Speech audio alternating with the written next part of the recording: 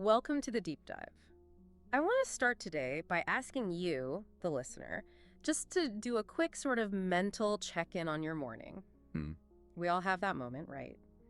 Waking up, eyes open to the light, maybe. Yeah. And then what happens? We kind of execute this perfectly structured routine almost without thinking. Yeah. The autopilot kicks in. Totally. You check your phone, maybe have the same quick chat, tie your shoes the exact same way. Yeah.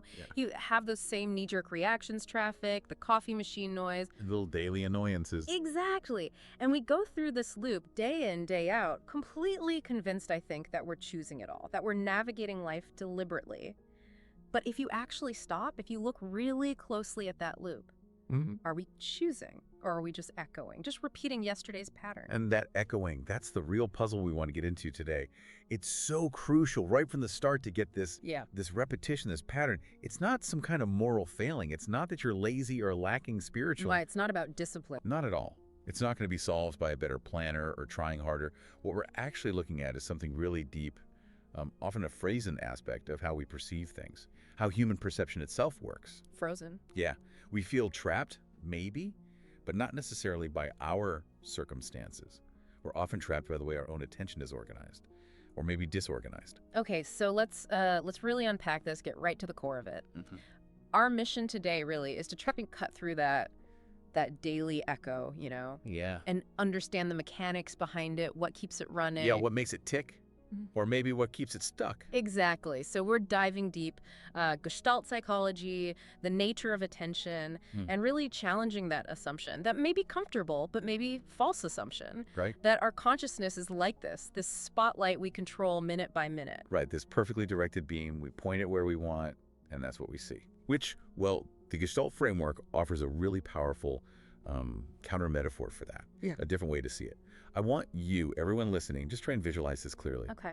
Imagine you're standing at a window, a thick window, maybe on a really deep winter morning. Outside, the world's alive, right? It's moving, dynamic, full of information. You need the traffic, the weather, the path you're supposed to It's take. reality out there. Exactly. Yeah. But the glass itself, it's totally frosted over. Thick ice, blurred, you can barely see through it, almost opaque. Okay, I can picture that. Now, you take your hand, your warm palm, think of that as your focus, your effort, your concentration, and you press it hard against the glass. And you melt this small, perfect circle. Ah, clarity. For a second, yes, you see clarity floods in, but the cold outside is intense, the air rushes back in, and almost immediately that pattern of frost just reasserts itself. It creaks back in, blurring the window again, obscuring what you just saw. Wow. That's a powerful image. Because we spend so much energy doing that, don't we? Pressing our hand against the glass, focusing on that tiny melted spot. Thinking we're seeing reality. Thinking we're looking out at the world, when actually we're just staring at the pattern of ice on the glass. We're looking at our own frozen structure, our own reflection almost. Precisely. The mind isn't broken, it's just patterned. And incredibly efficient, actually. And maybe that brings us to the first sort of key insight here. Yeah. What if waking up, truly waking up, isn't about opening your physical eyes or dragging yourself out of bed? What if it's actually about noticing the ice, noticing that thick, patterned layer that's already defining everything you see before you even start? Okay, this gets really interesting now because you're saying we can actually demonstrate this patterning right now. Instantly. It's always operating. So I want you listening right now, wherever you are, just join us in a tiny exercise. Just 3 seconds. Gently close your eyes and just pay attention.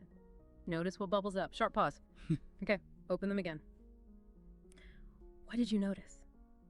In that brief moment, that intentional quiet, did you suddenly hear the background hum, the fridge, the air conditioning, something that was probably there all along? That completely filtered out. Yeah. Or did you feel like the weird weight of your tongue in your mouth? Or maybe a little stiffness in your shoulder or your hip?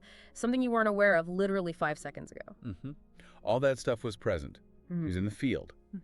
But it took the instruction, the deliberate shift, to pull it into your conscious awareness. Right. And that right there, that's the core dynamic of Gestalt psychology in action. It's the interplay of figure and ground.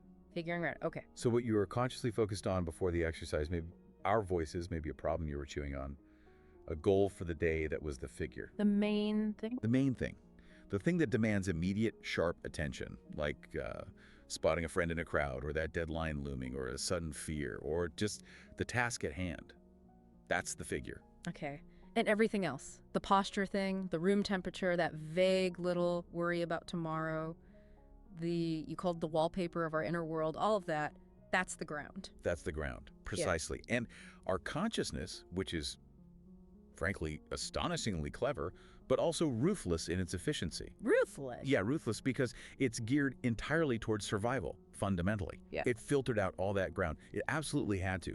Think about the sheer volume of sensory data hitting our nervous system. You mentioned a number. The estimate is around 11 million bits of information per second. 11 million per second. Yeah, it's staggering. The mind literally cannot process that consciously. It would be complete overwhelm. Yep. So what does it do? It organizes, it selects, it creates a manageable figure against this vast, mostly silent ground. So it's not a flaw then, it's a feature. It's a necessary feature. It's an efficient Gestalt pattern.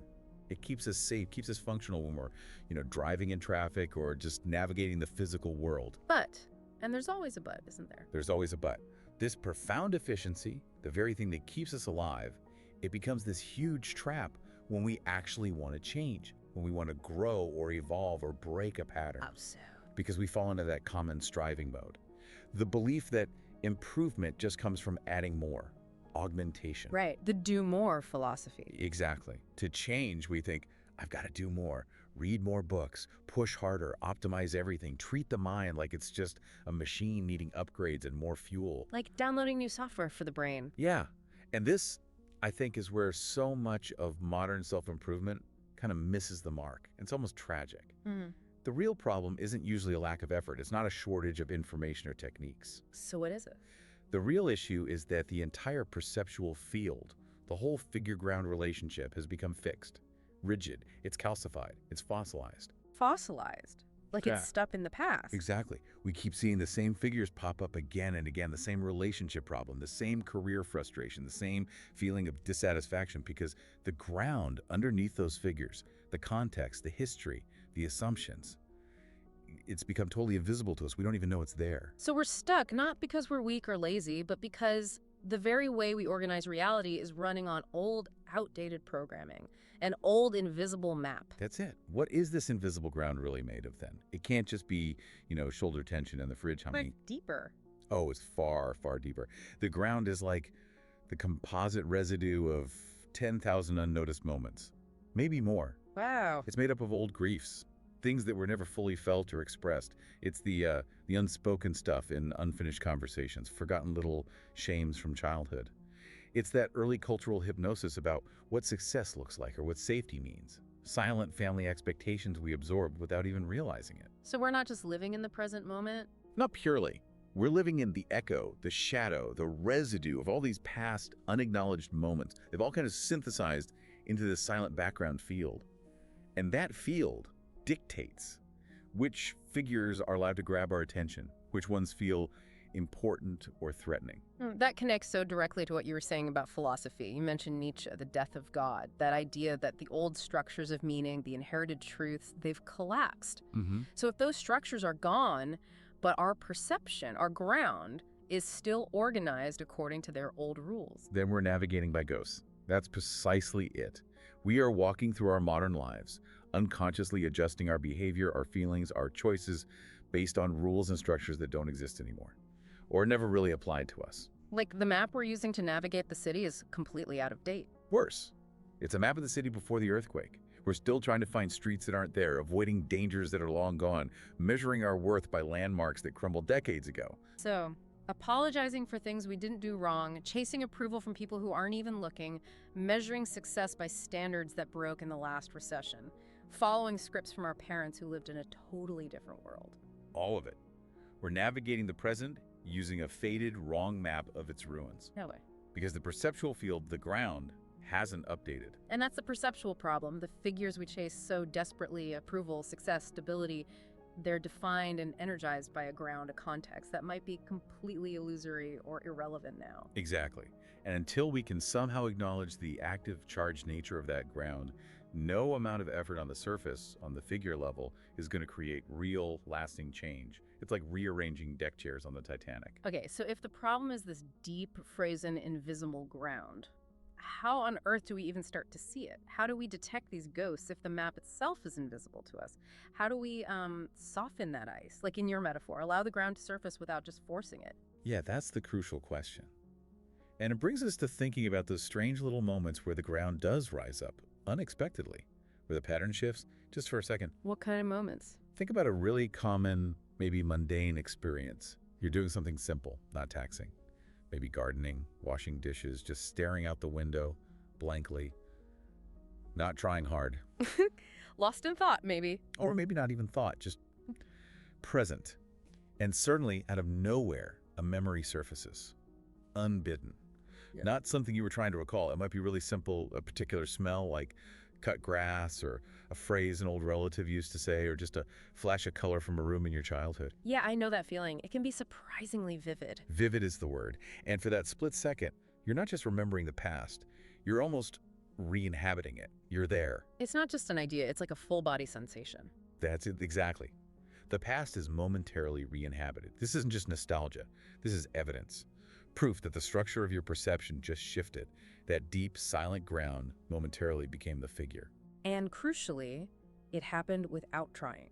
Without effort, without a technique, without meditation, without any intellectual intention to work on myself, it just happened. Maybe because you stopped trying so hard to impose a pattern or control your thoughts. Okay, that has big implications. Because it leads to a critique, maybe, of the whole self-improvement industry, which often frames awareness as the skill you have to build, like a muscle. Right, we get bombarded with programs, don't we? Complex journaling prompts, visualization techniques, mindfulness apps, workshops designed to clear your mind or manifest your goals. Yeah, always adding something new. And look, those things can have some surface benefits. Motivation, maybe temporary clarity. But often, inadvertently, they just add another layer of frost to the window. How? Why? Because you're still looking out the same window. You're still fundamentally trying to interpret the dynamic, messy reality out there, using the same old pre-labeled boxes in your head. You might be applying a new technique, but often it just reinforces the old way of organizing perception. You're polishing the frost, maybe, not melting it. So, if adding more techniques, more layers, just thickens the ice, then preparing for a real breakthrough, it's actually about subtraction, about dissolution. It is absolutely about subtraction. It's not about forcing positive thoughts or wrestling negative ones into submission. It's about softening the ice. How do you soften it? By creating cracks. Yeah. By allowing the gentle warmth of just raw, unfiltered attention, like in that 3-second exercise, noticing the shoulder tension, just letting that melt the pattern a little. Yeah. Enough to see what's actually present in the field before we slap our usual interpretation onto it. We've all felt that kind of shift happen in conversations too, right? Like, Yeah. I remember being in a really tense discussion with a colleague, someone I'd worked with for years, lots of history there. And suddenly, mid-argument, I just saw it. I wasn't arguing with him, the actual person in front of me. I was arguing with the label I'd stuck on him in my head. The obstacle. The figure you created. Exactly. And in that moment, I stopped projecting all the past stuff, all the friction, and I just saw, well, a human being. Looked kind of tired, actually, just trying to find a way forward, same as me. And in that instant, you didn't intellectually analyze him differently. You didn't decide to be compassionate. You simply stopped forcing him into your predefined box. Obstacle, ally, threat, hope, whatever it was. Yeah, I just paused the interpretation. You paused the interpretation. Yeah. And you allowed the ground his actual presence, his immediate gestures, the tiredness in his face, the real context of that moment. You allowed that to rise up and redefine the figure. The obstacle, it just dissolved. It transformed instantly. That's it. That feels like the key reorganization. Breakthrough isn't about climbing higher on the same ladder or pushing harder against the same wall, which is the story we're always The told. constant cultural lie, yeah. It's about seeing differently. It's about stopping that automatic, repetitive cycle long enough to notice how your own mind has turned this living, breathing, constantly changing world into a static, predictable, frozen pattern. And if you genuinely want change, lasting change, you have to recognize this. Breakthrough isn't an achievement you build. It's a fundamental reorganization of your perceptual field. You don't just perceive the world as it is, you perceive your organization of the world. That's almost like perceptual physics. Perceptual physics, I like that. And it brings us right into section 3, where we really have to confront the frankly staggering limits of our conscious attention and the immense power of that ground we usually ignore. Right. We talked about the data. 11 million bits flooding the system every second. Yeah, that number is mind-boggling. It really is. And yet, consciously, moment to moment, operating in our linear way, we're actively aware of maybe 40 bits. 40 out of 11 million. 40. That gap is just huge. It's almost incomprehensible. And here's the absolute crucial point for everyone listening.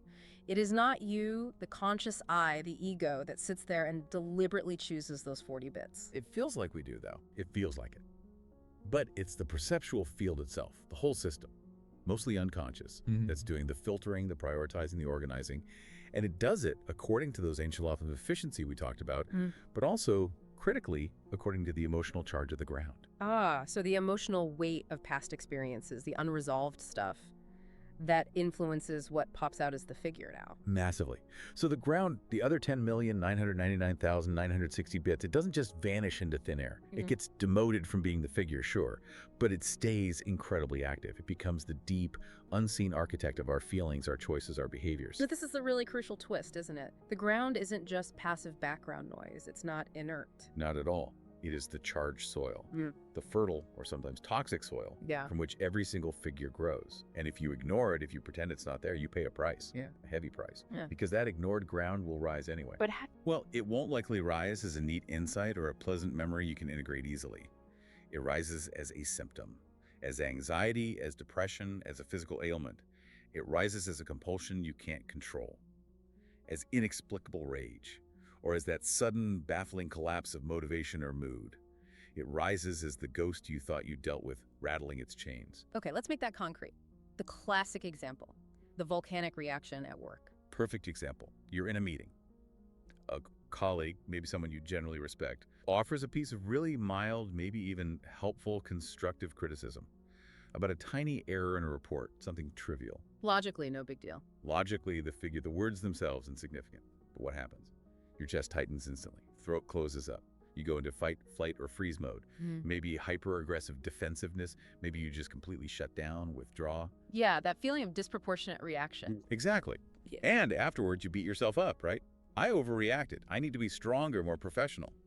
But Gestalt theory would argue, you didn't overreact to the colleague's words. You reacted perfectly accurately to the charged ground those words happened to land on. So the comment wasn't the real trigger? The comment was just the match. It didn't land on neutral soil. It landed on a field that was already fertilized, maybe for decades, with, who knows, the echo of a critical parent's voice, that unconscious contract you made with yourself as a kid. If I'm perfect, I'll be safe, I'll be loved. So the figure was tiny, but the ground underneath was volcanic, charged with all this old, meaning old pain. Precisely. Your overreaction was actually a completely accurate, logical response to a reality that only your deep nervous system, only the ground, could perceive in that moment. And that explains why just trying to use surface techniques often fails. Like, if that ground is really heavily charged, if it's saturated with a core belief that you're fundamentally flawed or unsafe. You can't just breathe through it easily. You can't just reframe the thought pattern with positive affirmations.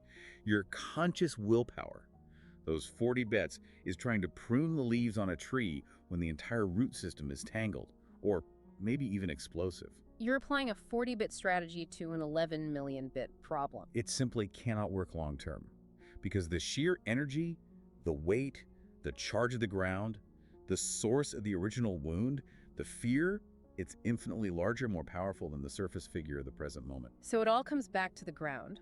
We have to tend the field, not just keep reacting to the weeds that pop up. The ground is the root system of our reality. Okay, so if we need to tend this field, this ground, we need to understand how it works, what are the rules, or maybe not rules, but the principles that govern how this field organizes itself. Exactly. Principles, not rigid rules. And this brings us neatly into section 4, where we can look at 3 core Gestalt principles. These are like the universal tendencies of perception, how consciousness naturally structures experience. Okay, what's the first one? First, there's the law of pregnance. It is often translated from German as good form, or sometimes the law of simplicity. Pregnance, good form? Yeah. And what it describes is the mind's incredibly deep, powerful, almost non-negotiable drive for stability, for closure, for simplicity. Our consciousness prefers it actively works to invent information, delete details, or distort reality just to create a simple, coherent, stable pattern. You would absolutely rather be wrong and stable than accurate and uncertain. Wow, okay, that explains a lot. Like finishing other people's sentences. Yo. Or assuming you know someone's motives just based on a look, seeing faces in clouds. All classic examples. Or labeling someone instantly good, bad, ally, threat the moment you meet them. The mind desperately creates a fixed, stable figure out of what might be very ambiguous ground, because that vacuum, that uncertainty of the unknown, it feels deeply threatening. It needs a story. Needs it quick. Needs it quick and simple. Think about political polarization today. It's almost a perfect large-scale expression of pregnance. It's cognitively much less demanding to latch on to a simple totalizing narrative, even if it's inaccurate, like the world is just us versus them, than it is to tolerate the crushing ambiguity and complexity of global issues, where there are 20 interacting variables and no easy answers. We choose the simple pattern, the good form, over the messy reality. Because it feels more stable, less threatening. The efficiency trap scaled up to society. Okay, that's pregnance. What's the second principle? The second is the law of closure. This is also fundamental. It states that incomplete patterns, unfinished gestalts, they don't just fade away, they demand resolution. They remain energized, active, until they somehow receive that closure. They itch. They absolutely itch. That conversation you avoided having, the apology never made or received, the email sitting in drafts, that big dream you abandoned halfway through, they don't vanish. They become like phantom limbs of the psyche. Yeah. Still there, still demanding energy, still twitching, and trying to get your attention. So they're not just passive memories, they're active circuits, draining energy now. Exactly right. Until those unfinished gestalts, those open loops, are fully acknowledged, maybe felt, maybe integrated somehow, they remain active, energized ground. They constantly siphon off resources, often fueling that low-level background hum of anxiety or restlessness. They keep us stuck, because there's always this unresolved tension simmering beneath the surface. Okay, that makes a lot of sense. And the third one, you said this sounds like the doorway. Yes, the third principle offers the way through, potentially. It's the law of figure ground reversibility. Reversibility. So they can swap places. Instantly. What was figure can become ground, and what was ground can suddenly pop out as the figure. And the transformation happens typically the moment you shift your fundamental attitude or your focus regarding the experience. Give me an example. Okay, anxiety is a great one. The moment you stop seeing your crippling anxiety as the enemy, the problem that must be destroyed or eliminated. Which is how most people see it. Understandably. But the moment you shift and instead see it as maybe a signal, a messenger, something rising from the ignored ground carrying information, in that instant, the whole perceptual field can reorganize. Anxiety, which was the overwhelming, terrifying figure filling your whole awareness, it can recede slightly. It becomes part of the background hum, maybe. And the message it was carrying, perhaps the unacknowledged fear of failure, or the buried grief, or the boundary that needs setting that becomes the new urgent figure demanding your attention.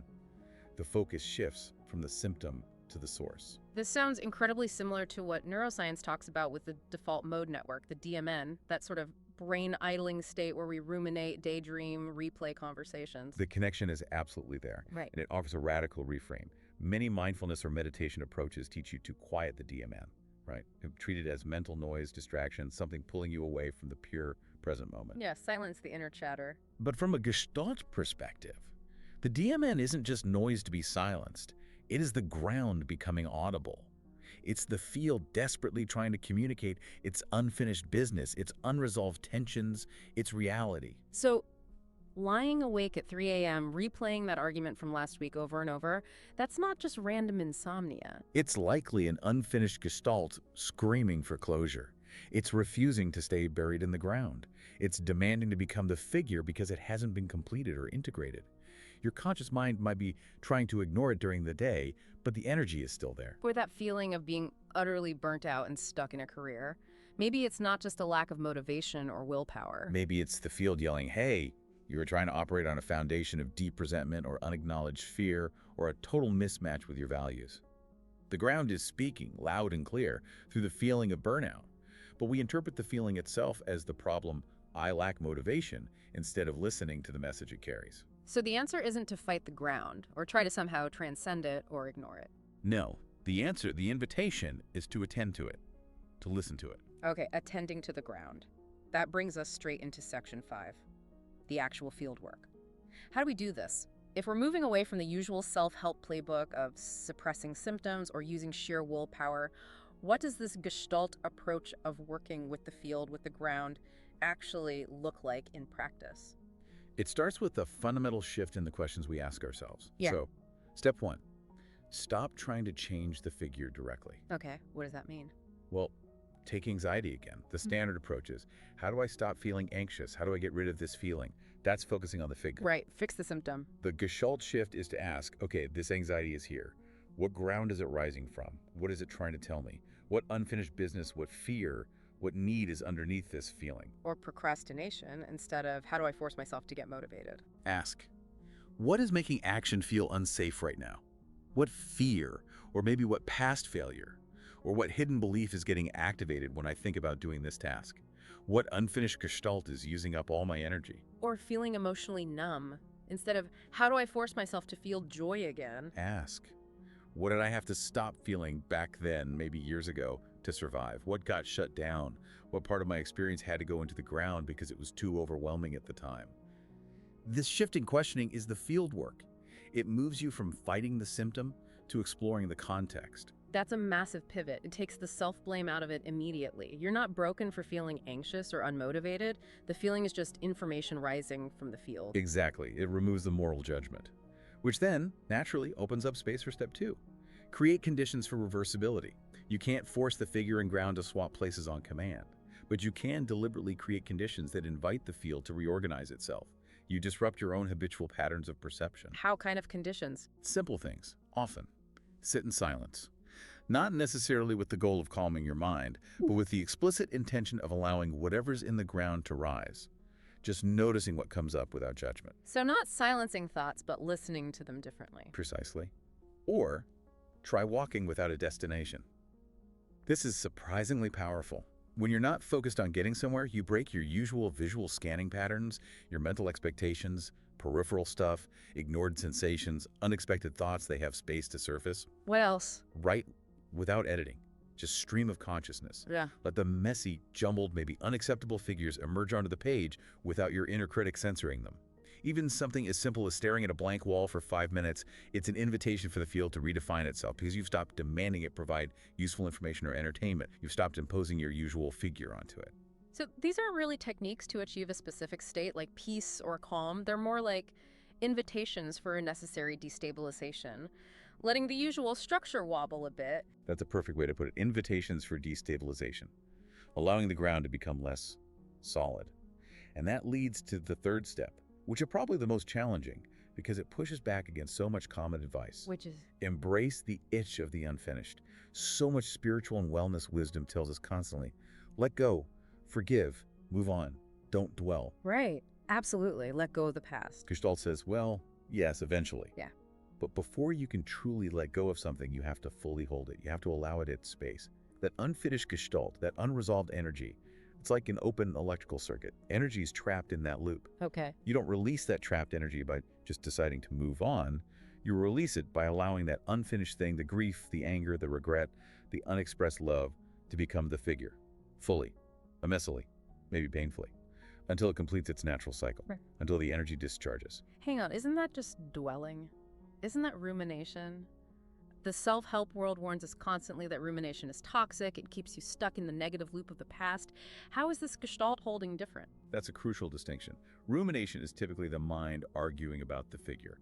It's the DMN spinning stories about the past event, or the feeling judging it, analyzing it, trying to solve it intellectually, going round and round in narrative loops. Right, the should-haves and if-onlys. Exactly. Gestalt fieldwork isn't narrative in that way. It's about bringing pure, non-judgmental attention to the direct experience problem. The raw sensation, the core emotion, the vivid image as it arises from the ground right now.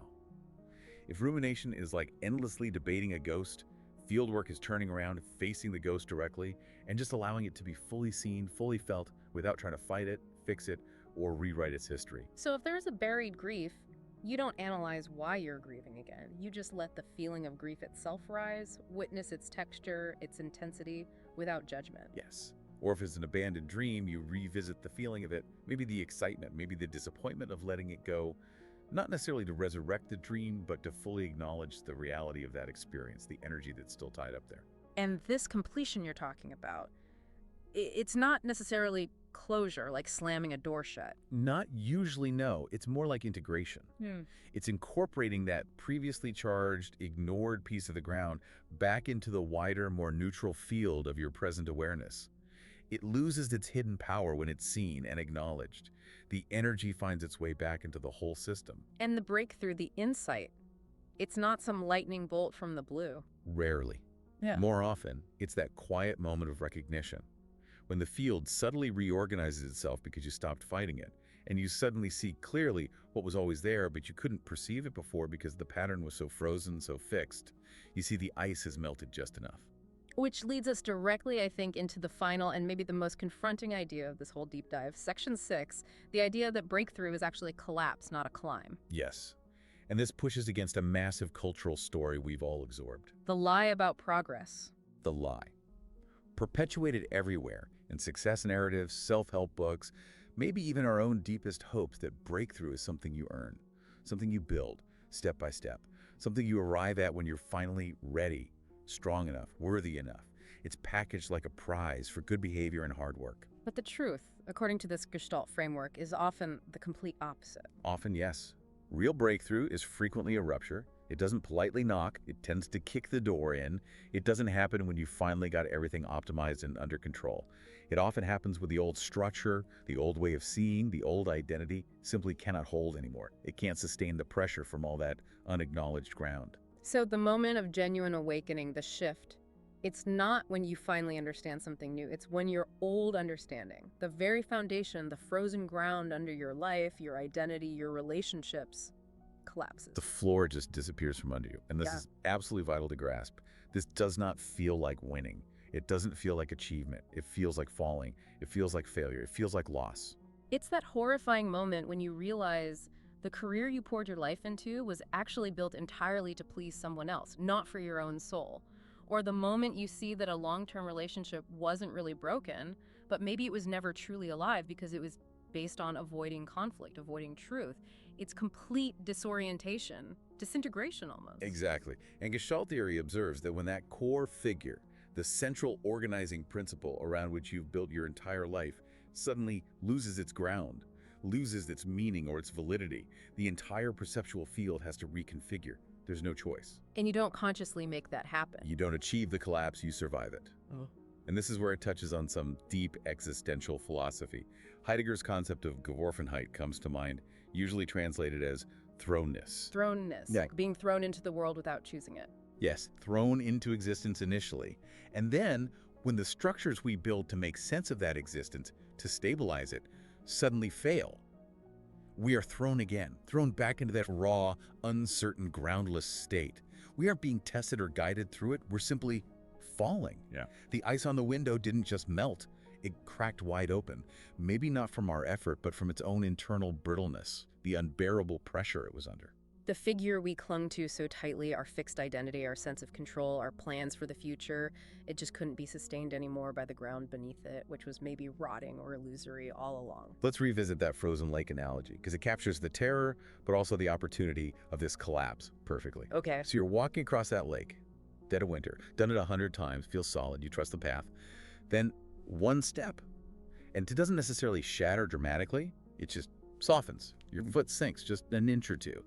Enough for the ice-cold water to seep into your boot, soak your sock. That shock of cold, that sudden instability. It's not a fatal plunge, maybe not yet, but it's enough. Enough to give you that jolt of absolute terror and realization. This thing I trusted, this solid world, it just yielded. It was never truly solid ground. It was only frozen water. And now, it's remembering its true, fluid nature. That moment of sheer panic, the disorientation, that is the breakthrough. That could be the gateway. That's the collapse of the old certainty. And what do most of us do instinctively in that moment? Yank our foot out, scramble back to what feels solid. Immediately. Right. Pull our foot out, retreat, find a path that feels safer, dry off the sock, maybe shake our heads, and call the whole thing a valuable lesson in being more cautious next time. We avoid the collapse. We try to refreeze the ice as quickly as possible. We avoid the necessary collapse. And yes, breakthrough feels like profound loss, because you lose the story you were living. You lose the identity built on that story. You lose the predictable future you were planning. The structure is gone. But in that loss, in that terrifying emptiness, you gain something else. Space. Raw, unstructured, maybe terrifying, but undeniably alive. Space. And that space, that's the crucial element for Section 7, surrender and reorganization.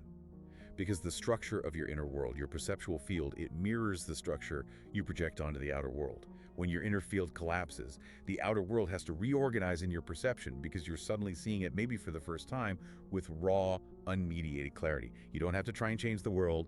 You simply stop colluding with its old, frozen, habitual pattern. Okay, so when the ice softens underfoot, when we feel ourselves sinking into that cold uncertainty, Right. what is the instruction? What do we do? The instruction is perhaps paradoxically nothing. And nothing here doesn't mean giving up or resignation in a defeated sense. It doesn't imply the fight is lost. It means stopping interference. Stopping interference. Stopping the frantic activity of the conscious mind, those 40 bits that immediately scrambles to fix the situation, to understand what went wrong, to rebuild the old structure on the spot, or to find a new, equally rigid structure to grab onto. So don't immediately try to figure it out or make a new plan. Let the field reorganize itself. Allow the collapse. Do not rush to grasp a new figure. Don't immediately jump to a new identity. Okay, now I'm spiritual. Or a new strict diet, or a new relationship, or a new philosophy to explain away the fall and make it feel safe again. Just fall. Be in the not knowing. That feels like the existential threshold, that radical acceptance of groundlessness. It's maybe realizing what some wisdom traditions point to. You are not the thinker of the thoughts. You are the space in which the thoughts occur. Exactly. Presence isn't something you achieve. It's what you return to when you remember you never actually stopped being awareness. You just got utterly distracted and hypnotized by the demanding figures, the rigid stories, the thick frost on the glass. Which brings us back maybe to the simplest, but maybe the most profound practice that comes out of all this field work. It's not about adding more complexity or optimization. It's about attending gently to what we habitually avoid. So the practice is, every day, maybe just for 5 minutes, commit to doing nothing else except noticing. Noticing what your attention seems to be actively avoiding. What thought, what feeling, what sensation does your mind keep shying away from? Yes, and then the critical instruction that makes it field work, not rumination. Do not try to fix it. Do not try to heal it, understand it, analyze it, or judge it. Just let that ignored bit of ground rise into awareness. Let the chronically sore shoulder just be the figure for a moment. Let the simmering resentment toward a family member just be the figure. Let the flicker of joy you're scared to feel fully just be the figure. Just let it be seen, and then simply watch. Watch without interfering as the field, perhaps relieved of your constant management and control, begins to reorganize itself naturally. It knows how to find balance if we stop forcing it into old patterns. So we've taken this deep dive into how our lives are so often governed by these frozen patterns of perception, dictated by that efficient but sometimes outdated organization of figure and ground. And the ultimate task, it seems, isn't about scraping off all the ice or smashing the window. It's maybe just about stopping the ways we keep reinforcing the frost with our effort, our judgments, our constant avoidance. And maybe the final secret, if there is one, is simply this. The mind, the field of consciousness, it doesn't actually need more techniques, more goals, or more discipline to find breakthrough. What it truly needs is permission. Permission. Permission to destabilize, permission to dissolve the old structures, permission to be groundless for a while, to not know. Breakthrough isn't something that happens to you as a reward for sufficient effort. It's something you finally cease resisting. You allow it. So when that ice finally cracks beneath you, when you feel yourself falling into the cold, unstructured, maybe terrifying reality underneath the old story, don't grab for the edge, don't try to fix it, don't even try to understand it in that moment. Just whisper, maybe just to yourself, yes. Because that fall, that's the field remembering its true, fluid, alive nature. And you're finally returning to the dynamic living ground that was always there, waiting beneath the ice you forgot wasn't permanent. Welcome home. That's our deep dive for today.